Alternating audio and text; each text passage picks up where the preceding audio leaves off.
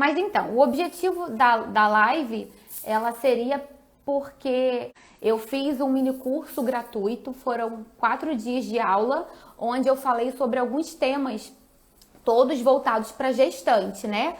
Temas que eu escolhi como baseado nas dúvidas que eu percebo que as pacientes têm nas consultas, né? Então eu resolvi falar sobre alguns temas no mini curso, porque eu entendo que quando você pesquisa na internet, você tem realmente dúvidas, porque você ouve sempre 2 informações, 3 informações diferentes. A Fran tá dizendo aqui que tá grávida há 16 semanas e tem muitas dúvidas. Então, hoje é o seu momento, vocês podem fazer perguntas que eu vou responder.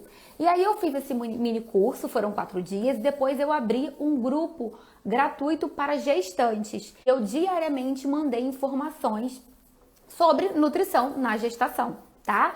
E esse grupo terminou ontem.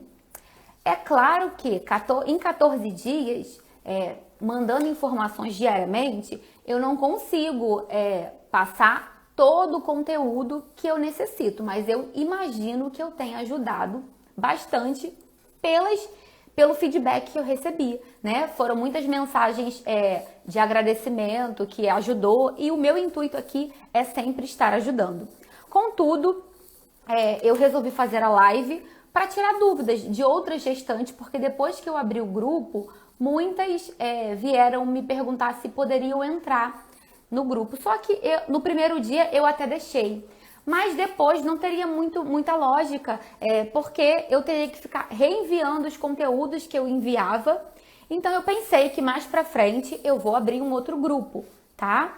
E aí hoje seria para tirar dúvidas. Se você está gestante, tem alguma dúvida específica, você pode perguntar aqui nos comentários que eu respondo.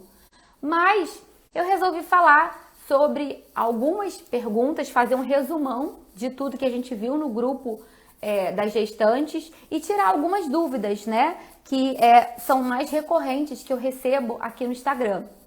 E uma delas é sobre o café, né? Afinal de contas, a gestante, ela pode ou não pode tomar café? Essa é uma pergunta muito comum, né? E a minha conduta é sempre assim, sim e não. Por que sim e não? Porque vai depender.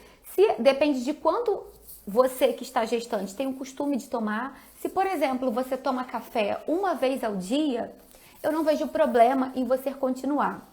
Se para você não faz não é difícil para você retirar o café, eu sugiro que você tire. Afinal de contas, o café na gestação, ele não traz nutrientes para o bebê e nem para a mamãe. Mas então, se a mãe tem uma vida onde ela consome 10 cafés por dia, como eu já atendi paciente, não era gestante, mas que tomava 20 xícaras de café por dia, de fato não é o indicado, né? A gente vai precisar restringir, porque o consumo em excesso de cafeína, ele é prejudicial sim para o bebê e para a gestante, né? Então, a minha conduta é sempre orientar que o café seja no máximo 2 xícaras de 100 ml, que a gente não ultrapasse 200 miligramas de cafeína. E aí eu sempre alerto que existem vários alimentos que têm cafeína. O chocolate, o refrigerante, chá preto, chá verde, chá branco, eles têm cafeína. Então, a gestante, ela precisa ter cuidado quando a gente fala 200 miligramas de cafeína, se ela for comer um chocolate, que ela não tome 2 xícaras de café. E aí sempre me perguntam, e o café descafeinado? O café descafeinado, o processo de extração da cafeína, ele pode ser feito por hidrólise, que é água, e aí não teria problema, mas ele também pode ser por uma extração química, com solventes químicos. E aí, esse solvente químico, ele pode ser prejudicial à gestante. Então, nesse caso, o café descafeinado seria pior do que o café com cafeína, tá? Lembrando que o café, ele diminui a absorção do ferro. E o ferro, ele é algo que é muito demandado na gestação, é um nutriente muito importante. Então, se você for consumir o café, tome cuidado para não fazer logo após as grandes refeições, tá? Então, o que seriam as grandes refeições? Almoço e jantar. Então, se for tomar café após o almoço, esperar pelo menos 40 minutos, tá? Tem uma pergunta aqui, ó. Estou gestante de 6 semanas. Parabéns, Maraísa. Pode usar o Psyllium? Sim. Ó, o Psyllium, para quem não sabe, é uma fibra. E eu tenho agora, ultimamente, substituído o Psyllium nos planos alimentares de algumas pacientes gestantes que estão com diabetes gestacional. Por quê? Porque a aveia, ela é muito interessante, ela diminui o índice glicêmico, mas a aveia, por ser ela ajuda na constipação, só que a aveia, ela tem carboidrato. E o Psyllium, ele não tem carboidrato, perdão. Boa noite, Luana. A Luana é uma paciente minha. Então, o Psyllium, ele pode sim ser utilizado, é muito bom, tá? Só cuidado quando for usar fibra, porque a fibra, quando ela é utilizada, ela ajuda na constipação. Contudo, se você não ingere água, esse bolo fecal, ele pode ficar ressecado. Então, consumiu fibra, beba bastante água, tá? Porque a fibra, ela vai ajudar na constipação, ela vai diminuir o índice glicêmico dos alimentos, então ela vai controlar a insulina. Então, sim, Psyllium é algo que deve ser utilizado pelas gestantes. Como você pode usar o Psyllium como? Você pode colocar o Psyllium para engrossar um caldinho, fez esse tempinho mais frio, né? Fez um caldinho de ervilha, um caldinho de cenoura com abóbora, um caldinho de batata baroa, enfim. Você pode colocar um pouquinho de Psyllium que ele engrossa e não dá gosto. Eu costumo usar o Psyllium fazendo panqueca de banana. Então eu coloco um ovo, uma colher de sopa de Psyllium, uma banana e faço uma panquequinha. Ao invés de colocar aveia, você pode colocar o Psyllium. O Psyllium, ele também pode ser colocado na vitamina, tá? Você pode bater o leite com o Psyllium, com a fruta, que ele vai engrossar um pouco o líquido e você pode consumir. Tá, a Nanda tá perguntando, gestante pode comer qualquer tipo de fruta ou tem alguma restrição? Nanda, qualquer tipo de fruta pode, né, estar permitido na gestação. O que a gente deve evitar é o chá de pêssego, tá? O chá de frutas, ele pode ser indicado, pode ser consumido, mas o chá de pêssego não, porque ele é abortivo. Então, tomar cuidado. Agora, as frutas, qual é o cuidado com as frutas? As frutas, elas têm carboidrato, né, que é a frutose, e a fruta sozinha, ela pode sim, dependendo da fruta, aumentar a glicose, tá? E com isso, aumentar a insulina. Então, como é que a gente sempre faz? Comer uma fruta, associar a fruta com uma fonte de fibra. Então, pode ser a fruta com Psyllium, pode ser a fruta com castanhas, com oleaginosas, ou a fruta com iogurte, uma fonte proteica. Sempre misturar para que você tenha mais saciedade, tá? E diminuir o índice glicêmico. Bom, porque a Gisele está perguntando, por que não é recomendado a gestante comer coisas com canela? Gisele, é o seguinte, na verdade, a canela, o pozinho, você colocar um pouquinho num bolo, numa panqueca, num biscoitinho, não tem problema. Agora, você usar o chá de canela, usar a canela como um fitoterápico, tem problema porque a canela é abortiva, tá? Ela aumenta as contrações do útero e isso pode provocar o aborto. Por isso que a canela não é indicada no início da gestação. Ao passo que no final da gestação, né, algumas doulas, eu até inclusive já libero para paciente utilizar uma maior quantidade de canela porque ela ajuda. Como ela promove as contrações do útero, ela vai ajudar, né, pode ajudar no trabalho de parto. Então é esse o motivo de não usar a canela no início da gestação, tá? Mas é a canela o chá, é você, né, fazer o uso em excesso, tá? Se for um pouquinho, teve um dia desses que uma paciente me mandou mensagem perguntando que ela estava com muita vontade de botar canela na banana, se ela podia. Sim, podia, claro, era uma paciente que não consome a canela com frequência e não via problema nenhum. E aí eu liberei para ela comer, tá? Então a canela, o motivo é esse, tá?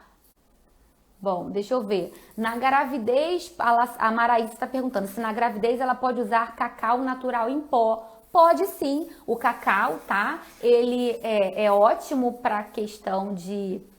Ele ativa a serotonina ele é precursor do triptofano, tá? Que é um aminoácido que vai estar ligado com a serotonina, que é o hormônio do prazer, do bem-estar. Então, o cacau você pode utilizar sim, sem problema algum. Agora, chocolates. Chocolate tem cafeína, tá? Então, o cuidado é com isso. Mas usar o cacau em pó, sem açúcar, para preparações, pode numa boa, tá? É ótimo, inclusive, o cacau. Mas o cacau puro, realmente, ele acaba sendo um pouco difícil de ser utilizado, porque ele é difícil de solubilizar, né? Ele misturar é muito ruim.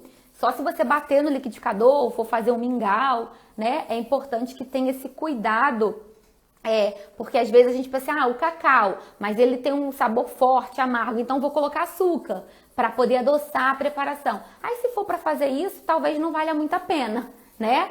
A gente precisa medir o custo e o benefício. Se de repente para você utilizar algo que seja bom, você precisar colocar alguma coisa ruim, por exemplo, um chá. Quero tomar um chá de abacaxi. Ótimo, você pode na gestação, mas eu só tomo chá com açúcar ou com adoçante. Então é melhor nem tomar, sinceramente, tá? Porque se para usar o chá você precisa adicionar o açúcar ou o adoçante, é melhor você não tomar o chá, a não ser que seja algo que você esteja com muita vontade. Agora, se for pensando no benefício do chá de abacaxi como digestivo, se for para botar o açúcar, é melhor não usar, tá? A Gisele está perguntando o que é diabetes gestacional. Tá, eu vou responder essa pergunta porque ela é mais complexa, mas antes então vou falar aqui com a Fran. Se o mamão é uma fruta abortiva? Não.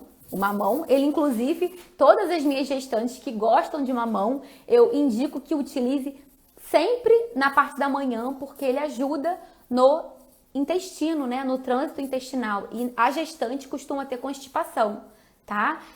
Vamos lá, a diabetes gestacional. O que é a diabetes gestacional?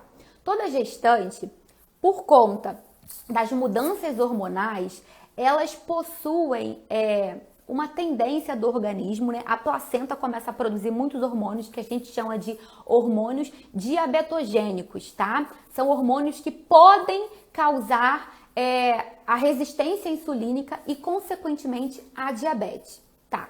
E por que é na gestação? Porque se a mulher ela não tinha diabetes antes e ela for diagnosticada com diabetes na gestação, a gente chama de diabetes gestacional. Mas tem um porém, tá? Existem valores de referência tabelados que a gente diz. Se a mulher fez o exame e a glicose dela acusar de 92 até 125, essa mulher ela está com diabetes gestacional.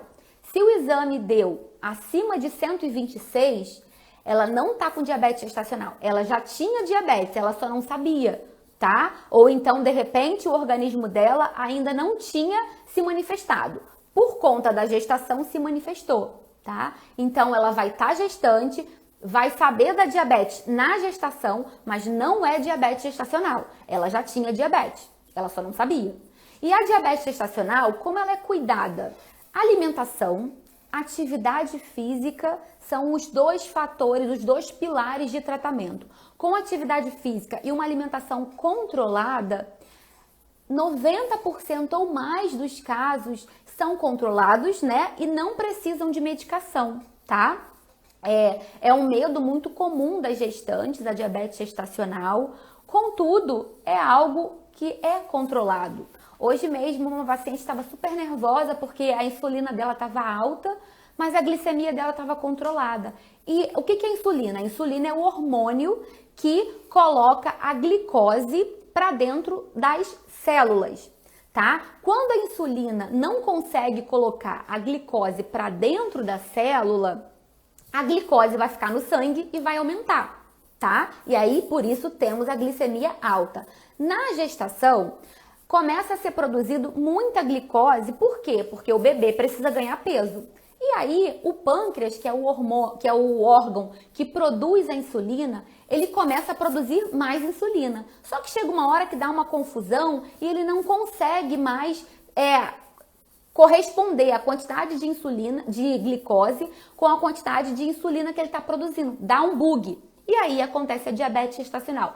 É com toda gestante? Não. Algumas gestantes, a maioria, consegue controlar essa bagunça hormonal. Algumas não. E aí a gente precisa cuidar disso com a alimentação. A Limatriz, estou com muito enjoo, só consigo comer pão e pipoca. Vou tentar as saladas cruas. Então, eu não sei com quantas semanas você está. Os enjoos, eles também são, sintomas muito comuns das gestantes, principalmente no primeiro trimestre. E aí existem algumas condutas, Você evitar comidas muito gordurosas, comidas muito açucaradas, com muito molho, comidas molhadas, elas tendem a piorar o enjoo. Quando a mulher está enjoada, ela não quer comer, mas quanto mais ela fica sem comer, maior é o enjoo. Então, o que a gente aconselha? Você comer coisas mais sequinhas, tá? Então, assim, o pão, se só consegue comer pão, tenta comer o pão integral, pelo menos, tá? Porque, assim, o pão é carboidrato, a pipoca é carboidrato. Se for comer a pipoca, tenta comer a pipoca caseira. Faz a pipoca com azeite, não usa margarina, não usa manteiga, não usa óleo, usa azeite. Pelo menos você está colocando uma gordura vegetal de boa qualidade, tá? E aí você tenta comer de repente de manhã um pãozinho, pega esse pão, faz ele como uma torradinha para você tentar comer. Tenta beber suco de frutas cítricas, geladinho pode te ajudar. O chá de gengibre, ele é ótimo porque, inclusive, quando as gestantes estão com muitos enjoos, eu costumo passar uma suplementação.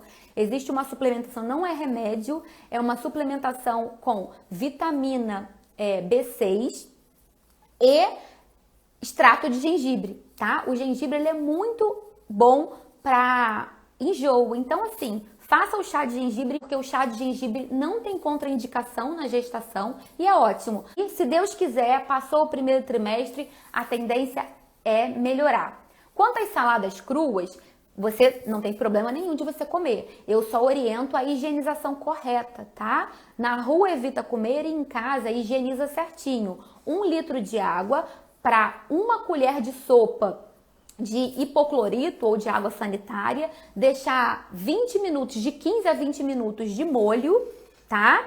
E depois limpar, lá passar água filtrada, tá bom? Porque a gestante, ela pode ser contaminada com micro-organismos, causar intoxicações, então não é interessante. Importante que seja, então, água filtrada na higienização da sua salada.